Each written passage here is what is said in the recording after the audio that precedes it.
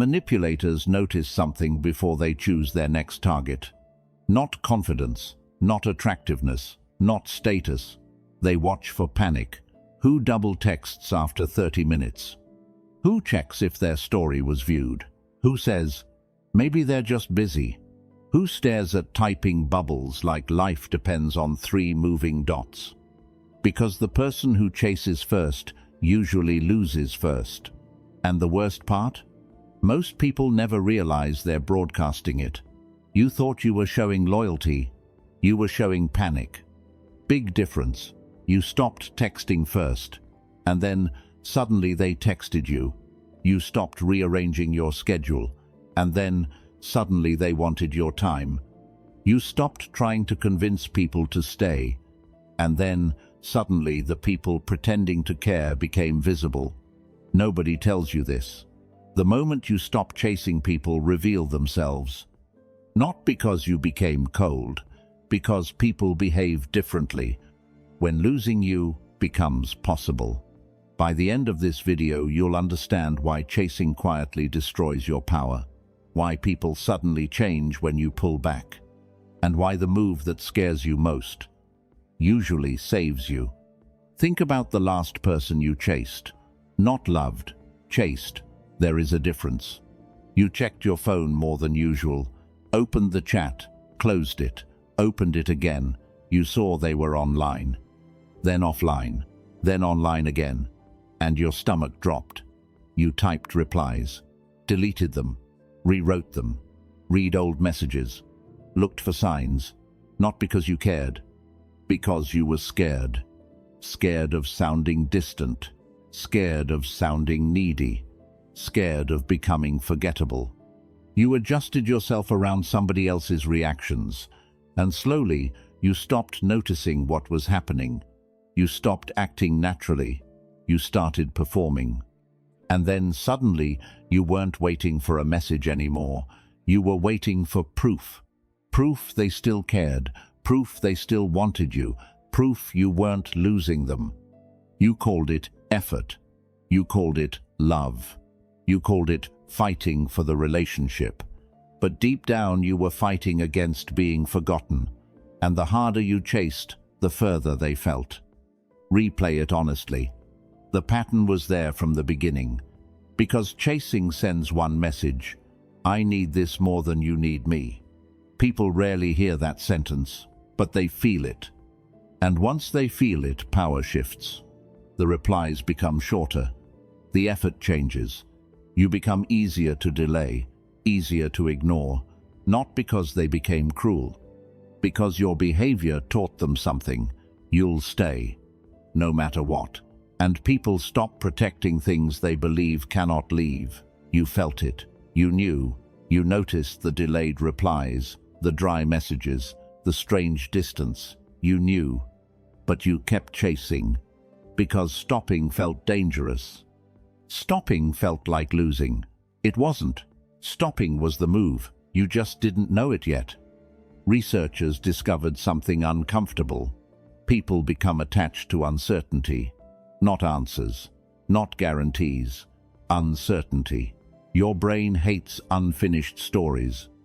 That's why old conversations return at 2 a.m. That's why you randomly check someone's profile months later. That's why people who gave you almost nothing somehow occupied your mind for years. Not because they were special, because your brain wanted closure. Think about that person who took hours to reply. You hated it. But you thought about them more, checked your phone more, wondered more, questioned more, again and again. And then, suddenly, they became more important in your head than they ever were in reality. That's dangerous, because now you're not reacting to a person, you're reacting to uncertainty. And uncertainty can make smart people do embarrassing things, like checking if they viewed your story, checking last seen, pretending not to care while secretly waiting, watching their profile picture change, looking for signs that don't exist. Then there is something darker. Guaranteed things stop being protected. When people know you'll answer, they stop wondering. When people know you'll stay, they stop checking. When people know they already have you, they stop noticing they could lose you. And then suddenly, months later, they text, "Hey, it's been a while." Not because they transformed, because people notice what disappears. But most people miss the real cost. Because chasing doesn't just drain time, it drains identity. Every unanswered text costs emotional energy. Every cancelled plan costs self-respect. Every time you become smaller, just to become easier to love, you lose something. And then suddenly, you are not chasing a person anymore. You are chasing a version of yourself that you slowly abandoned, trying to be what someone else wanted. That is the real cost. Not rejection, the self-abandonment. People with power understood this long before science gave it a name. They understood something most people still don't. Need is expensive. The moment you need something to complete you, it owns you. Not because it's stronger, because dependence creates weakness. Marcus Aurelius understood this, not as philosophy, as survival. The moment your peace depends on attention, your peace no longer belongs to you. And then suddenly people begin controlling you without trying. One delayed reply changes your mood. One ignored message ruins your day. One cold interaction stays in your head for hours. Now imagine living like that. Imagine giving strangers that much control. Powerful people rarely chase. Not because they don't care, because they understand something painful. The more desperately you hold something, the faster it slips through your hands. People think attraction comes from constant presence. Sometimes attraction comes from absence, because people remember what feels unfinished. Different year, different faces, same desperate behavior, same painful outcome. You've seen this happen, you just never named it. Relationships begin simply. Both people care, both people try, both people fear losing each other. Then, slowly, one person starts leaning harder, replying immediately, changing plans, ignoring boundaries, saying yes too often, trying not to upset the other person. And then suddenly, something changes. You feel it instantly. Your long messages become short replies. Your excitement meets dry energy. You ask, "Everything okay?" They say, "Yeah." You ask, "You sure?" They say, "I'm just tired." Then you stare at the screen, reading one sentence repeatedly, trying to hear emotion hidden inside punctuation, trying to find proof, trying to feel safe again. Then it starts. You reread conversations looking for hidden meaning, replay moments in your head. You stop existing naturally. You start acting carefully. You tell yourself, "I just care more." No, you became afraid. Afraid of losing somebody who slowly realized you wouldn't leave. And people stop reaching when they stop fearing distance. Then, friendships. They disappear for weeks. And then suddenly they text, "Hey, been a while." 5 messages later, they need something. Funny how your absence finally made your presence visible. Different face, same pattern. Here is what nobody says directly. When you chase someone, you are not showing love, you are showing fear. Fear that if you stop, they'll leave. Fear that effort is the only reason they stay. Fear that your natural self isn't enough. People sense fear, not consciously, not logically, but accurately. The person you're chasing doesn't think, they really care. Something else happens. Something feels off. Why are they trying so hard? Why do they need this so badly?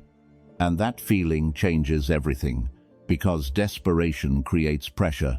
Pressure kills attraction, kills respect, kills mystery, kills the thing you wanted to protect. The cruel part? Most people stop chasing only after exhaustion. Not confidence, exhaustion.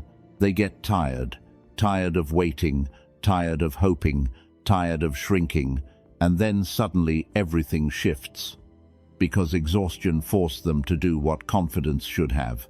They stopped performing, stopped adjusting, stopped making themselves smaller, and the person they chased finally noticed.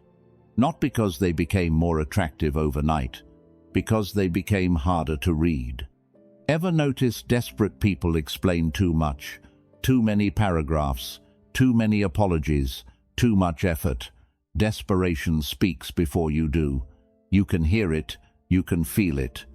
People sense when somebody needs a specific outcome, but somebody who can lose without collapsing, walk away without performing, be rejected without falling apart, moves differently. Nothing to prove, nothing to force, nothing to chase.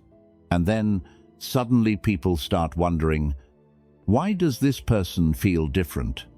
Because real freedom looks rare, and rare things attract attention, without explanation, without effort, without chasing. Try something uncomfortable. 3 experiments. 1. Disappear for 7 days. Not to manipulate, to observe. No first texts, no chasing, no checking. Watch carefully. Who notices? Who reaches out? Who remembers you without reminders? That list tells you everything. 2. Every time you want to chase, redirect it. Go train, build something, work, learn, move, because obsession becomes dangerous when it has nowhere to go. And the person building something real becomes something real. 3. Sit with uncertainty. No checking, no searching, no forcing answers. Because people who survive uncertainty control themselves. And people who control themselves are difficult to control. Here is the truth most people learn too late. 3 experiments. 1. Disappear for 7 days. Not to manipulate, to observe. No first texts, no chasing, no checking. Watch carefully. Who notices? Who reaches out? Who remembers you without reminders? That list tells you everything. 2. Every time you want to chase, redirect it. Go train, build something, work, learn, move. Because obsession becomes dangerous when it has nowhere to go. And the person building something real becomes something real. 3. Sit with uncertainty. No checking, no searching, no forcing answers. Because people who survive uncertainty control themselves. And people who control themselves are difficult to control. Here is the truth most people learn too late.